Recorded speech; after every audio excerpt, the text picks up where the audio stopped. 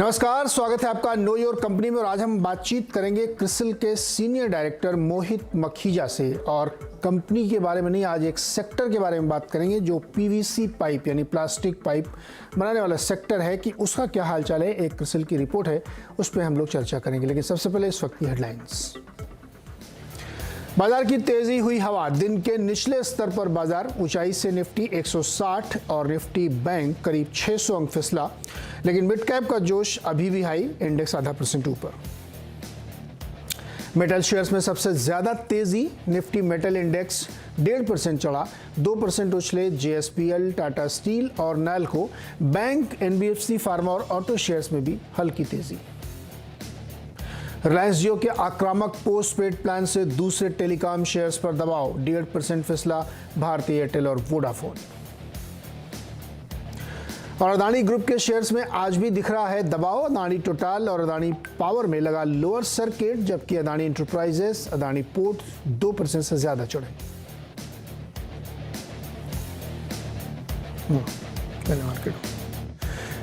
Market में एक नजर डालते हैं। आप इस वक्त देखिए निफ्टी 9-10 पॉइंट ग्रीन में कह सकते हैं आप, और बैंक निफ्टी 85 पॉइंट। लेकिन आपके सामने जो इस समय ग्राफ है वो निफ्टी 50 का है और निफ्टी बैंक का। दोनों को आप देखिए ऊपरी लेवल से कंटिन्यूअस सेलिंग दिख रही, कंटिन्यूअस सेलिंग है। एक बार भी ऐसा आपको नहीं लगेगा कि मार्केट बाउंस बैक करने की कोशिश कर रहा है। शुरुआत में 10, सवा 10 बजे तक आप कह सकते हैं, 10:30 बजे तक मान लीजिए मोटे तौर पे, जहां पे मार्केट ने थोड़ा सस्टेन करने की कोशिश की थी। लेकिन उसके बाद से लगातार बाजार में ऊपरी स्तरों पे बिकवाली है। एडवांस डिक्लाइन भले ही अभी भी एडवांस के फेवर में जा रहा हो, लेकिन जिस तरीके से गिरने वाले शेयरों की संख्या बढ़ रही है, अभी 1110 हो चुकी है 1690 के सामने, उससे ऐसा लगता है कि आधे घंटे 1 घंटे के अंदर ये क्रिस क्रॉस हो जाएगा। और सबसे ज़्यादा प्रेशर कहाँ से बन रहा है? Reliance industries, HDFC bank, Hindustan Unilever, axis bank जैसे शेयर से। और ये प्रेशर बना रहा है। एशियन पेंट्स वगैरह सुबह से मजबूती बाजार को देने की कोशिश कर रहे हैं, लेकिन वो नाकाफ़ी है क्योंकि सामने उनके बहुत ही हैवीवेट शेयर्स जो हैं उसमें दबाव बन रहा है। तो लाल निशान पे बाजार कारोबार कर रहा है। हर राइस पे सेलर्स खड़े हैं और बाजार संभल नहीं पा रहा है। इसी को समझते हैं जरा। आज के मेहमान हमारे गावा जी हैं। गावा सर, ये बाजार जो है ना बड़ा उल्टी चाल दिखा रहा है। हमने सुबह जब हम लोग 7 बजे हम और आशीष कर रहे थे तो मैंने कहा था कि जो पिच रिपोर्ट है ना, ये मार्केट बहुत छलिया है, धोखेबाज मार्केट है, ये सस्टेन कराएगा नहीं। और इतनी बड़ी रैली को उसने फिजल आउट करा दिया। क्या लग रहा है अभी, कैसा लग रहा है मार्केट आपको?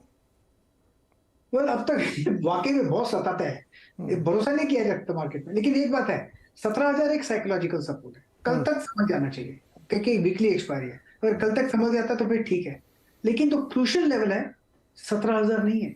आज का हाई 17,200 है निफ्टी में। हाँ, अगर वो कल पार कर लेते हैं तो वर्स्ट इज ओवर, लेकिन तब तक थोड़ा दुख रहेगा। और बैंक निफ्टी 39,750 को पार करना जरूरी है। उसके ऊपर क्लोज दे कल परसों तो फिर अच्छी बात है। फिलहाल लगता है कि एक जो कल का लो शायद ब्रीच कर ले, बैंक निफ्टी में भी और निफ्टी में भी। और उसके बाद जो बाउंस मिलेगा शायद उस बाउंस पे एक ट्रेडेबल बाउंस रहेगा।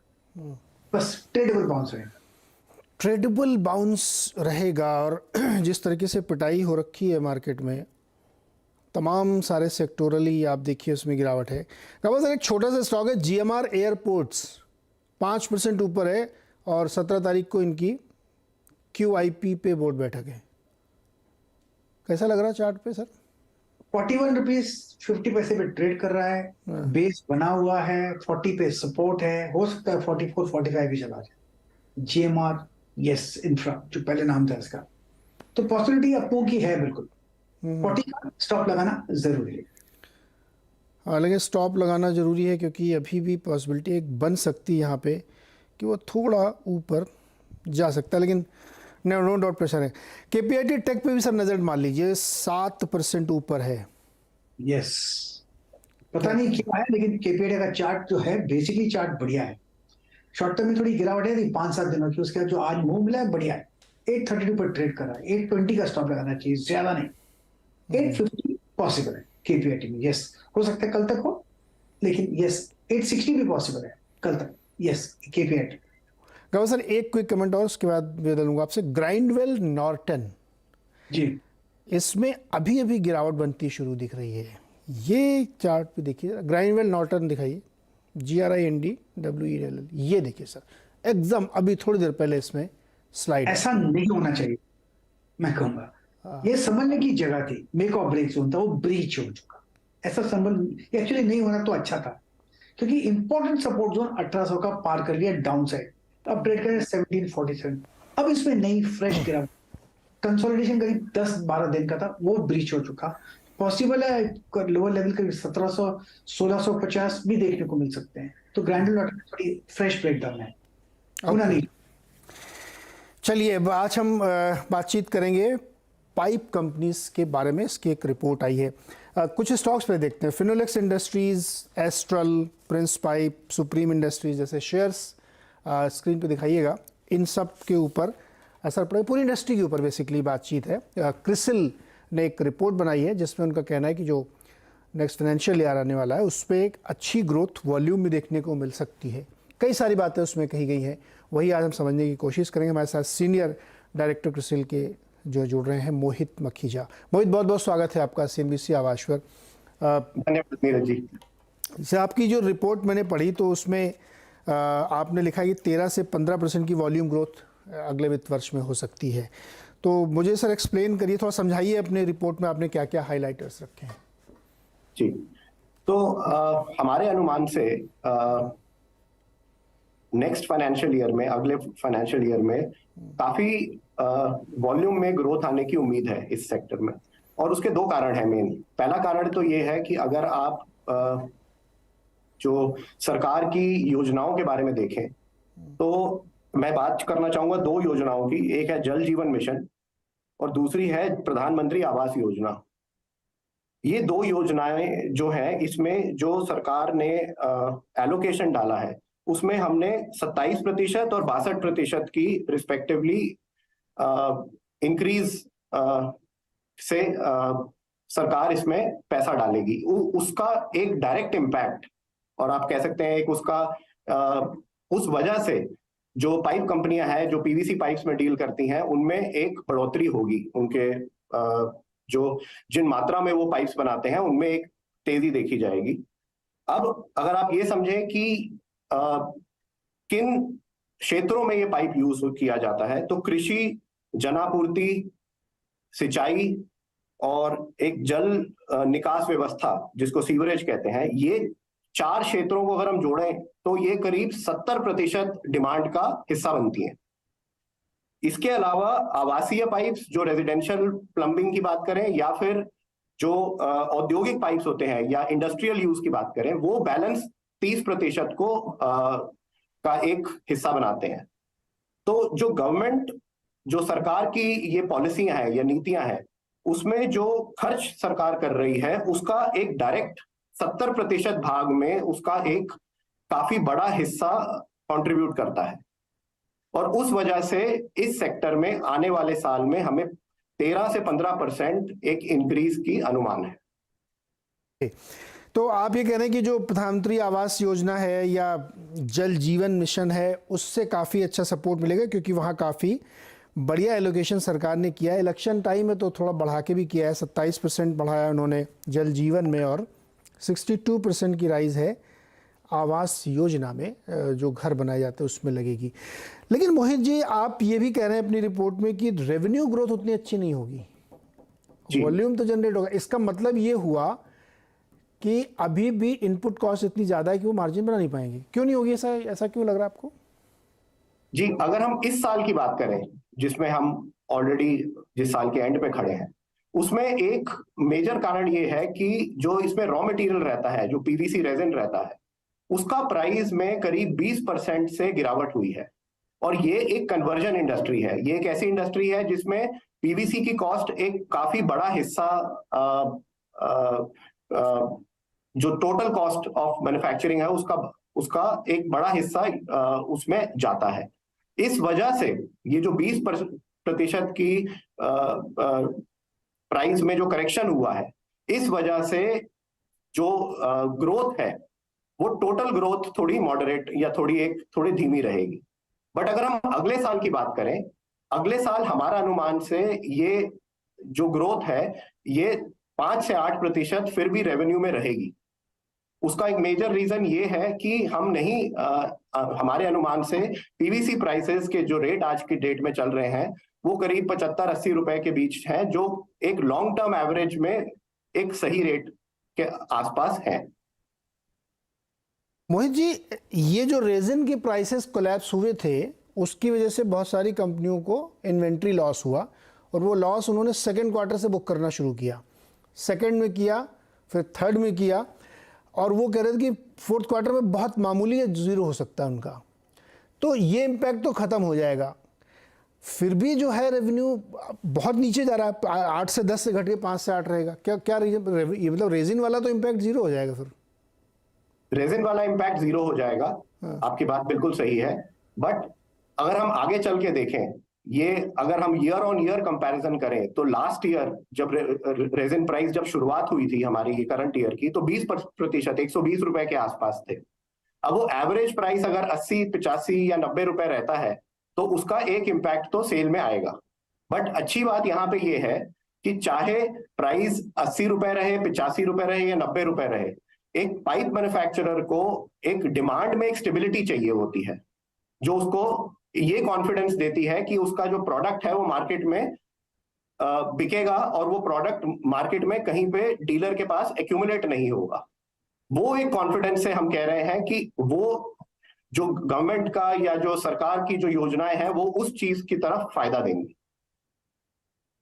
नहीं मोहित जी, मैं तो इसको दोबारा समझना चाहता हूँ। आप ये देखिए, रेजिन के प्राइसेस न्यूट्रलाइज हो जाएंगे और डिमांड आप कह रहे हैं रोबस्ट है, क्योंकि गवर्नमेंट का जो सेक्शन है, हाउसिंग वाला हो या कृषि वाला हो, उसमें एक्स्ट्रा डिमांड आएगी। इलेक्शन ईयर है, बजट ज़्यादा बढ़ाया। रियल एस्टेट की जो डोमेस्टिक डिमांड है वो अपने आप में इंटैक्ट है, और लेकिन वॉल्यूम ग्रोथ 13-14% रहेगी, लेकिन रेवेन्यू ग्रोथ नहीं आएगी। मैं ये समझा तो क्यों नहीं आएगी? प्राइसिंग इनके कंट्रोल में क्यों नहीं हो सकती जब चारों तरफ से डिमांड आ रही है, इनपुट कॉस्ट स्टेबलाइज हो जा रही है? फिर आपका प्रेडिक्शन ये भी कि मार्जिन भी बहुत बहुत ही मामूली इंप्रूव होंगे। रीजन?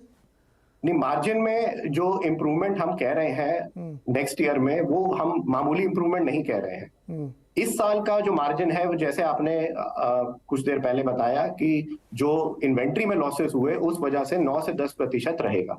बट अगर हम अगले साल की बात करें तो मार्जिन में इम्प्रूवमेंट हमें लगता है करीब 500 बेसिस पॉइंट से 600 बेसिस पॉइंट इंक्रीज होगा।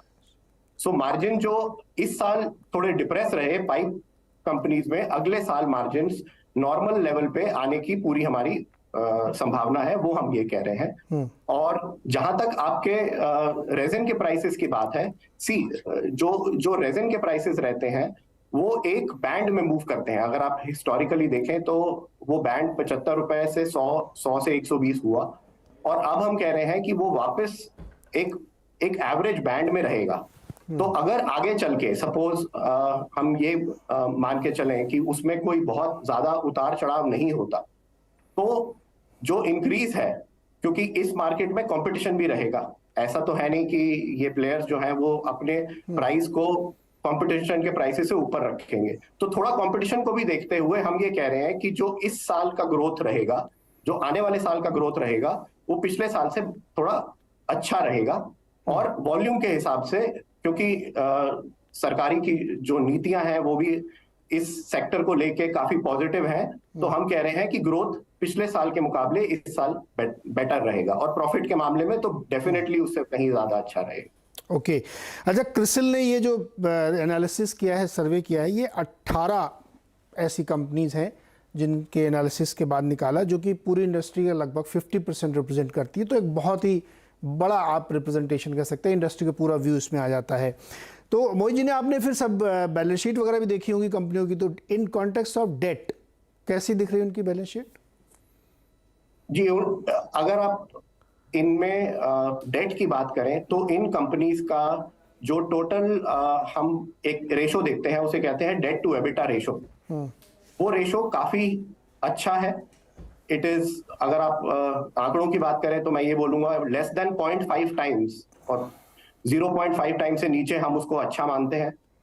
तो हमारे नजरिए में जो भी कंपनियां इस सेक्टर में हैं, दे आर उनमें जो टोटल डेट टू एबिटा की जो रेशो है वो काफी अच्छी है, और हमें उसके बीच में कोई ऐसा चैलेंज या कोई उनकी क्रेडिट प्रोफाइल में कोई कमी नहीं नजर आती है। अच्छा, इन कंपनियों ने कुछ कैपिटल एक्सपेंडिचर कैपेक्स प्लान वगैरह भी सामने रखा कि इतनी रोबस्ट डिमांड है तो कोई नया प्लांट लगा रहा हो, या ब्राउन फील्ड एक्सपेंशन या मर्जर एक्विजिशन, कुछ ऐसी चीजें भी आपको पता लगी सर? जी, कैपेसिटी के बीच में मर्जर एक्विजिशन के बारे में तो मैं नहीं कुछ टिप्पणी देना चाहूंगा, बट हाँ, कैपेसिटी यूटिलाइजेशन में थोड़ा थोड़ा कैपेसिटी इंक्रीज पॉसिबल है इवन विदाउट कुछ बड़ा केपेक्स के बावजूद। थोड़े बॉटल नेकिंग, थोड़ा बैलेंसिंग इक्विपमेंट लगा के आप कैपेसिटी को थोड़ा इंक्रीज कर सकते हैं। तो एज सच कोई बहुत बड़ा केपेक्स अनाउंसमेंट नहीं है, बट अगर हम देखें कैपेसिटी वाइज इंडिया के पास कैपेसिटी है कि वो इस डिमांड को मीट कर सके। इस समय किस यूटिलाइजेशन लेवल पे ये कंपनियां काम कर रही हैं? जी, अनुमान अगर मैं लगाऊं तो एक एवरेज लेवल पे एनीवेयर 75% से 80% के बीच भी ये काम कर रही हैं। हाँ, तो 80 के बाद तो वो थ्रेशोल्ड आ जाता है कि जब आपको एक्सपेंशन करना पड़ेगा, क्योंकि 80 मानते हैं लोग ऐसा किए।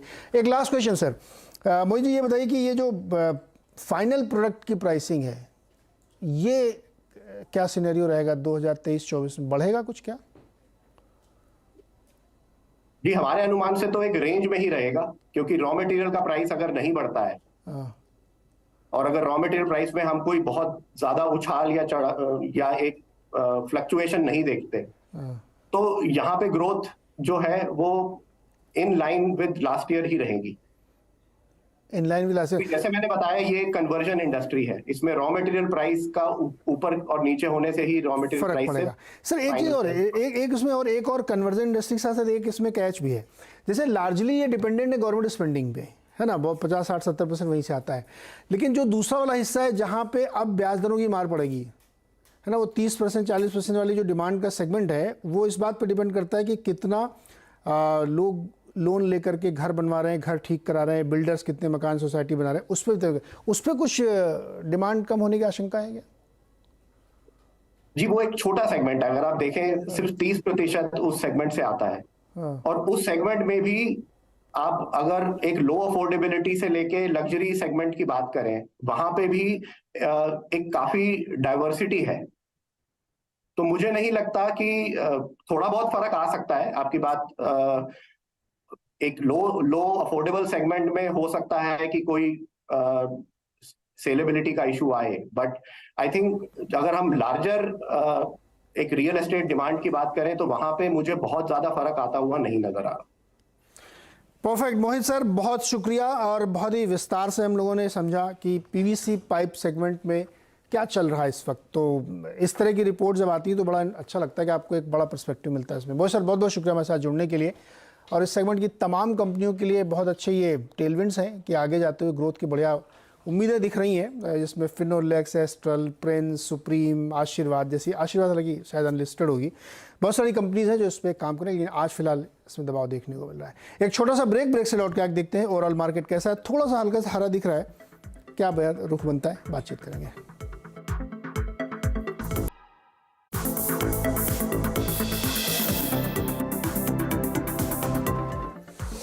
बैंक निफ्टी 130 पॉइंट नीचे, और निफ्टी बिल्कुल फ्लैट लेकिन रेड में, और सेंसेक्स 82 पॉइंट नीचे। तो ऊपरी स्तरों से गिरावट और प्रॉफिट बुकिंग चल रही है। ऊपर नीचे मार्केट चल रहा है, लेकिन कमज़ोर बाजार के बीच में कैसे ट्रेड करें इसके बारे में चर्चा की जाएगी एक छोटे से ब्रेक के बाद कमाई का अड्डा में हर्षद और वीरेंद्र के साथ।